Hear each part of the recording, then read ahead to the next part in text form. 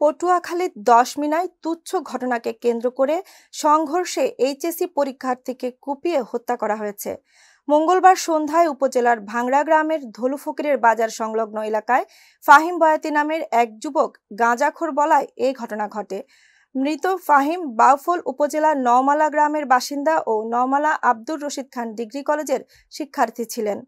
Police ও স্থানীয় সূত্রে জানা যায়, এইচএসসি পরীক্ষা শেষে দুপুরে ফাহিম বাড়ি ফিরে ধলুফকিরের বাজারে বাবার কাছে যাচ্ছিলেন। এ সময় এলাকার শাকিল তার গতিরোধ করে এবং কথা কাটাকাটির এক পর্যায়ে গাঁজাখোর বলায় কুপিয়ে তার পায়ের রগ কেটে দেয়। ঘটনার সময় ফাহিমের বাবা ও শাকিলের পরিবারের লোকজন এগিয়ে আসলে উভয় পক্ষ সংঘর্ষে জড়িয়ে পড়ে। এ সময় ছুরিকাঘাতে গুরুতর আহত হয় ফাহিমের বাবা জাকির বয়াতি। পরে তাকে পটুয়াখালী হাসপাতালে প্রাথমিক চিকিৎসা শেষে বরিশাল সেবাজিম হাসপাতালে ভর্তি করা হয়। 10 মিনা থানার ওসি মোহাম্মদ আব্দুল আলিম বলেন, অভিযোগ পেলে আইনগত ব্যবস্থা গ্রহণ করা হবে। আর স্থানীয় লোকজন শাকিলের বাবা শানু মীরকে গণধোলাই দিয়ে আটক করে পুলিশে সোপর্দ করেছে। পরে পুলিশ শানু মীরকে উদ্ধার করে 10 মিনা হাসপাতালে ভর্তি করে। তবে লাশ ময়নাতদন্তের জন্য পটুয়াখালী মর্গে পাঠানো হয়েছে।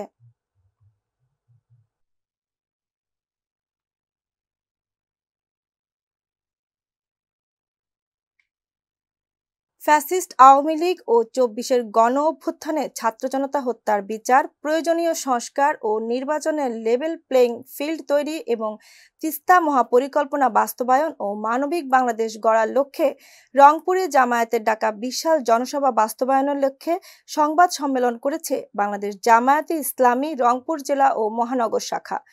বিকেল 3টায় রংপুর মহানগরীর শাপলা চত্বরে জামায়াতের দলীয় কার্যালয়ে সংবাদ সম্মেলনে কাউনিয়া পীরগাছা সংসদীয় আসনের প্রার্থী আজম খান জানান, দীর্ঘ 14 বছর পর আগামী 4 জুলাই রংপুর জেলা স্কুল মাঠে বিশাল জনসভা হবে। আমরা সাধারণ মানুষের শান্তির লক্ষ্যে কাজ করছি। 4 জুলাই সেই জনসভা উপলক্ষে রাস্তাঘাটে চলাচলের ব্যাঘাত ঘটতে পারে, সেই জন্য দুঃখ প্রকাশ করেন। বাংলাদেশ জামায়াতে ইসলামীর কেন্দ্রীয় অ্যাসিস্ট্যান্ট সেক্রেটারি জেনারেল ও রংপুর দিনাজপুর অঞ্চলের পরিচালক মাওলানা আব্দুল হালিম জানান, 24-এর ছাত্র জনতার গণ অভ্যুত্থানে অংশ নেয়া সকল রাজনৈতিক দলকে 4 জুলাই রংপুর জেলা স্কুল মাঠে আসার জন্য দাওয়াত দেওয়া হয়েছে। রংপুর জেলা স্কুল মাঠে জামায়াতের বিশাল জনসভা সফল করতে সংবাদ সম্মেলনে বক্তব্য রাখবেন জামায়াতে ইসলামীর কেন্দ্রীয় অ্যাসিস্ট্যান্ট সেক্রেটারি জেনারেল ও রংপুর দিনাজপুর অঞ্চল পরিচালক মাওলানা আব্দুল হালিম, সহকারী অঞ্চল পরিচালক ও কেন্দ্রীয় কর্মপরিষদ সদস্য মাওলানা মমতাজ উদ্দিন, অঞ্চল টিম সদস্য অধ্যাপক মাহবুবুর রহমান বেলাল। ঠাকুরগাঁওয়ের হরিপুরে ভাইয়ের বিরুদ্ধে আরেক ভাইয়ের ঘরবাড়ি ভাঙচুর ও অগ্নিসংযোগ করার অভিযোগ উঠেছে। গত বুধবার রাতে হরিপুর উপজেলার মালতখণ্ড কোয়ালিম গ্রামে এই ঘটনাটি ঘটেছে। এই বিষয়ে সেদিনেই 5 জনের নাম উল্লেখ্য ও 20 হতে 25 জনের নাম অজ্ঞাত করে হরিপুর থানায় এজাহার দায়ের করেছেন ভুক্তভোগী ভাতিজা মতিউর রহমান। এজাহার দেওয়ার এতদিন অতিবাহিত হওয়ার পরেও কোনো প্রতিকার না পেয়ে বেশ হতাশার মধ্যে রয়েছেন পরিবারটি। এজাহার সূত্রে জানা গেছে, গত বুধবার রাত 2টায় মতিউদ্দের মালতখণ্ড মৌজার 24 ও 193 দাগের 15 শতক জমিতে থাকা একটি বসত বাড়িতে দেশীয় অস্ত্রশস্ত্র নিয়ে হামলা চালায় সেকান্দার আলী, সেলিম, শাহজাহান, সাগর, মুক্তারুল সহ আরও ভাড়াটিয়া 20 হতে 25 জন ব্যক্তি।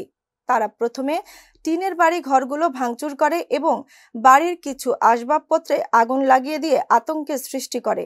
পরে সেই বাড়িতে বসবাসরত মতিউরের পিতা শরীফুল ইসলাম ও মাতা মরিয়ম আক্তার বাধা দিলে তাদের বিভিন্ন দেশীয় অস্ত্র দিয়ে মারধর শুরু করে। এক পর্যায়ে তারা মারধর সহ্য করতে না পেরে পাশের একটি বাড়িতে আশ্রয় নেয়। বর্তমানে মতিউরের পরিবারের লোকজনরা বেশ নিরাপত্তাহীনতায় ভুগছে। দ্রুত প্রশাসনের হস্তক্ষেপ কামনা করছেন। এ বিষয়ে অভিযুক্ত সেকান্দার আলী সব দোষ অস্বীকার করে বলেন, আমি বাড়িঘর ভাঙচুর করিনি, তারা আমার বিরুদ্ধে মিথ্যা বদনাম দিচ্ছে। এ ব্যাপারে হরিপুর থানার ওসি জাকারিয়া মণ্ডল মুঠোফোনে বলেন, একটি মামলা হয়েছে, আসামিদের দ্রুত গ্রেফতার করা হবে। হ্যাঁ, ওদের যাই হোক আমরা মনে করতে পারছি না, তো যার বাড়িঘর ভাঙচুর করছে, যার মহিলা গায়ে হাত তুলছে, তাদেরই তো একটা একটা গরিব মানুষ, তারা খুবই গরিব মানুষ।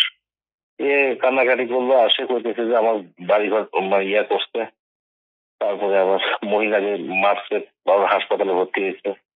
ওরা বোধহয় মামলা করছিল ভাইজান। ও আচ্ছা স্যার, আসামিদের ধরার কি ব্যবস্থা করলেন স্যার? তো ধরবো ইনশাল্লাহ।